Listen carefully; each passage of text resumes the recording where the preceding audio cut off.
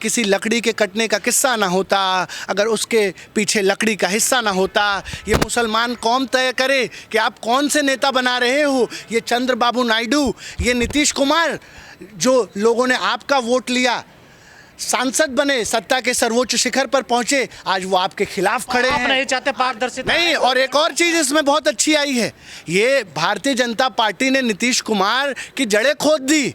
अब नीतीश कुमार बिहार में किस मुंह से जाएंगे वोट मांगने? बिहार का चुनाव है, किस मुंह से जाओगे भैया नीतीश बाबू? आपके सांसदों ने एनडीए का समर्थन दिया इस असंवैधानिक वक्फ बिल पर। यह शर्मनाक है, दुर्भाग्यपूर्ण है। इस देश का हिंदू मुसलमान इस दोगलेपन की राजनीति को देख रहा है और आने वाले समय में आपने चाहते पारदर्शिता है वक्फ बोर्ड में? क्या पारदर्शिता है उसमें?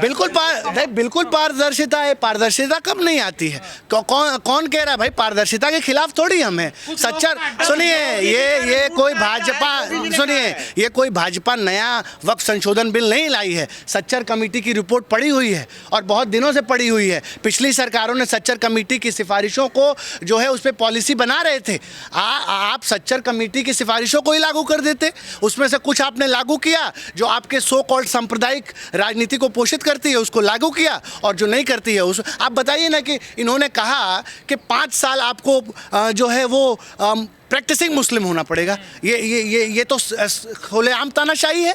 अब ये भाजपा बताएगी, आरएसएस बताएगी कि इस देश में कौन मुस्लिम है, कौन हिंदू है, कौन असली हिंदू है। आप अगर इस तरीके का 5 ईयर का, तो फिर मंदिरों को भी दान करने के लिए 5 साल का हिंदू होने का, प्रैक्टिसिंग हिंदू का आप वो लेके आइए। दूसरी तरफ आप कहते हैं कि वक्फ बिल जो है हम इनके उसके लिए लाते हैं। सुनिए, आपने वक्फ बिल में कैग को सीएजी को घुसा दिया। आप बताइए ना, कैग किसकी जांच करता है? कैग जो है वो कंसोलिडेटरी फंड्स की जांच करता है, वो सरकारी फंड्स की जांच करता है। आज तक देश की तमाम दिवालियां हो गई कंपनियों की जांच तो कैग कर नहीं पाया। आपने जो है उसको वक्फ बिल में घुसा दिया। क्या आप इस तरीके से गुरुद्वारा प्रबंधन में आप घुसाएंगे कैग को? क्या आप कैग को राम मंदिर ट्रस्ट में घुसाएंगे उसकी जांच करने के लिए? तो आप समझिए, ये मुसलमानों से इनको कोई हमदर्दी नहीं है। इनको सिर्फ और सिर्फ अपनी सांप्रदायिक विभाजनकारी विचारधारा को आगे ले जाना है और असली मुद्दों से भटकाना है। अरे, इस देश का किसान रोज आत्महत्या कर रहा है। इस देश में आज भी आप कहते हो हम विश्व गुरु हैं, और नाले में उतर के रोज जो है दलित मर रहा है। सामाजिक न्याय को आप कुचलते चले जा रहे हो। आप लगातार प्राइवेटाइजेशन करके इस देश से आरक्षण ख़त्म कर रहे हो, बाबा साहब का सामाजिक न्याय ख़त्म कर रहे हो। इकोनॉमिक डिस्पैरिटी बढ़ती चली जा रही है, मतलब अमीर और अमीर होता जा रहा है, गरीब और गरीब होता जा रहा है। प्रति व्यक्ति आय ख़त्म होती चली जा रही है आपकी। अभी ट्रंप ने जो टैरिफ लगाया है, जो 26% का तमाचा करारा ट्रंप ने भारत की अर्थव्यवस्था पे मारा है, इससे कैसे निपटोगे नरेंद्र मोदी जी? नरेंद्र मोदी जी कहते हैं माय डियर ट्रंप, मेरा दोस्त ट्रंप। आज आपके दोस्त ने क्या किया? आज ये क्या होगा इससे किसान जो अपने उत्पाद बेचता है, जो उत्पाद बेचता है उस पर टैक्स लगेगा, किसान बदहाल हो जाएगा, टूट जाएगा। तो 56 इंच का सीना दिखाइए नरेंद्र मोदी जी, और लाल आंख दिखाइए ट्रंप को। आपके अंदर अगर दम है तो उनकी मुखालफत करिए आप जाकर के। अभी चाइना ने जो है इस टैरिफ के खिलाफ जंग छेड़ दी है, और उसने कहा है सीधे सीधे अमेरिका के आंख में आंख डाल करके कि हम अब तुम्हारे यहाँ इन्वेस्ट नहीं करेंगे। ऑस्ट्रेलिया ने कहा कि अब हम तुम्हारे यहाँ बीफ नहीं एक्सपोर्ट करेंगे। इसी तरीके से कनाडा ने, हमारा भारत जहाँ पे 56 इंच के सीने वाला प्रधानमंत्री, वो चुप क्यों है? वो चुप क्यों है? वो डरा क्यों हुआ है? वो कौन से मुस्लिम है? कौन से जो इसका समर्थन कर रहे हैं? मैं तो बार कह रहा हूँ कि किसी लकड़ी के कटने का किस्सा ना होता, अगर उसके पीछे लकड़ी का हिस्सा ना होता। आप ये वही मुस्लिम हैं, ये वही लोग हैं जो सत्ता की मलाई काट रहे हैं, जो मुस्लिम कौम को जो है धोखा दे रहे हैं, उनके साथ विश्वासघात कर रहे हैं। ये चंद्रबाबू नायडू कौन है? ये नीतीश कुमार कौन है? ये जयंत सिंह कौन है? ये आप चिराग पासवान कौन है? ये वही लोग हैं जिन्होंने विश्वासघात किया है, मुसलमानों का वोट लेकर के मुसलमानों से गद्दारी की है। इनको मुसलमान कौम पहचाने, नीतीश कुमार को आप पहचानिए और नीतीश कुमार को उखाड़ फेंकिए इस बिहार असेंबली इलेक्शंस में।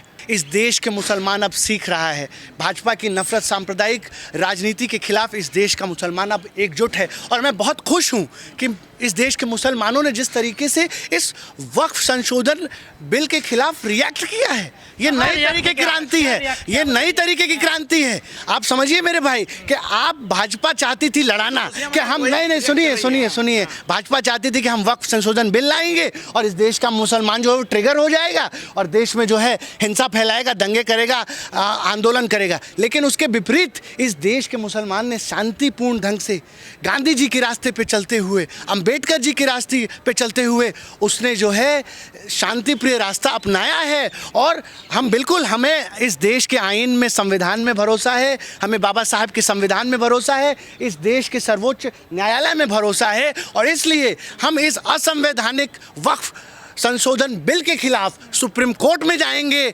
गली चौक मोहल्लों में जाएंगे, क्रांति की अलख जगाएंगे और इन तानाशाहों को सत्ता से उखाड़ फेंकेंगे। कि कैसे नहीं मानेंगे, सांसदीय तरीके से आया है, मानना पड़ेगा। ये भी कह रहे हैं वो कि इस बिल को पास करने के बाद पूरी भारत की जो है तस्वीर बदल नहीं आप सब रिपीट होंगे। अमित शाह क्या बोलने लायक है अमित शाह?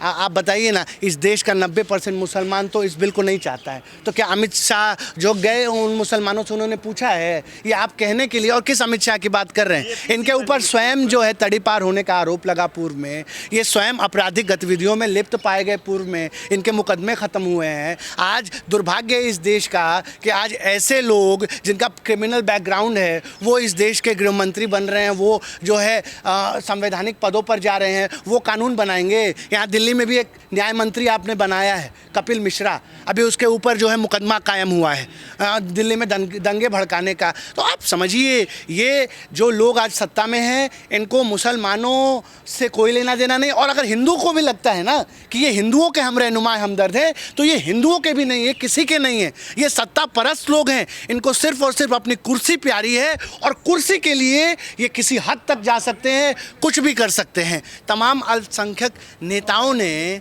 इसकी मुखालफत की खुलेआम, उस बिल को आपने पास कर दिया। यही तानाशाही है, शुद्ध रूप में यही तानाशाही है। और ये दिखाती है कि किस तरीके से जब मेजॉरिटी का रूल आता है तो कैसे माइनॉरिटी को दबाया जाता है, कुचला जाता है, उसके हक हकूक़ को ख़त्म किया जाता है। ये जो बिल असल मायने में जो वक्फ संशोधन बिल तो बहाना है, असली मकसद ट्रंप ने जो 26% टैरिफ का करारा तमाचा भारत की अर्थव्यवस्था पे मारा है, उसको छुपाना है। एक तरफ रात में जो है आप वक्फ संशोधन बिल पास कर रहे थे और दूसरी तरफ अमेरिका हमारे मार्केट को ध्वस्त करने के लिए जो है वो 26% का टैरिफ लगा रहा था। ये दिखाता है कि किस तरीके से भ्रांति जनता पार्टी देश के अहम मुद्दों से देश को भटकाना चाहती है और इस तरीके के हिंदू मुस्लिम के फसाद में फंसा करके अपनी संकीर्ण राजनीति को जो है आगे ले जाना चाहती है। लाखों एकड़ जमीन जो है उसमें पड़ी हुई है, सरकार उससे कमाई करना चाहती है, उसके द्वारा जो देश के गरीब मुसलमान हैं उसका भला करना चाहती है, तो बाकी पार्टियां तो कर नहीं पाई और इस बात को लेके आया है और मुस्लिम खुशियां मना रहे हैं। आपने क्या टीवी भी नहीं देखा? आप मीडिया में नहीं देख रहे हैं? धन्यवाद कर रहे हैं मोदी जी का मुसलमान। देखिए आप लोग कब तक जो है इस तरह से बरगलाते रहेंगे? तुमने लूटा है सदियों हमारा सुकून, अब न हम पर चलेगा तुम्हारा फसूं। चार अगर दर्दमंदों के बनते हो क्यों, चार अगर दर्दमंदों के बनते हो क्यों, तुम नहीं चार अगर कोई माने मगर मैं नहीं मानता, मैं नहीं जानता। ये आप झूठा नाटक क्यों कर रहे हो? आरएसएस, बीजेपी और नरेंद्र मोदी मुसलमानों का हमदर्द बनने के लिए। तुम्हारी विचारधारा एक तरफ मुसलमानों को जो है मॉब लिंच करती है, वो तुम्हारी विचारधारा है। जो मुसलमानों के घर पर बुलडोज़र चलाती है वो तुम्हारी विचारधारा है। बीजेपी आरएसएस के लोग जो आज वक्फ संशोधन बिल ला करके जो है मुसलमानों के प्रॉपर्टीज़ को कब्ज़ा करना चाहती है।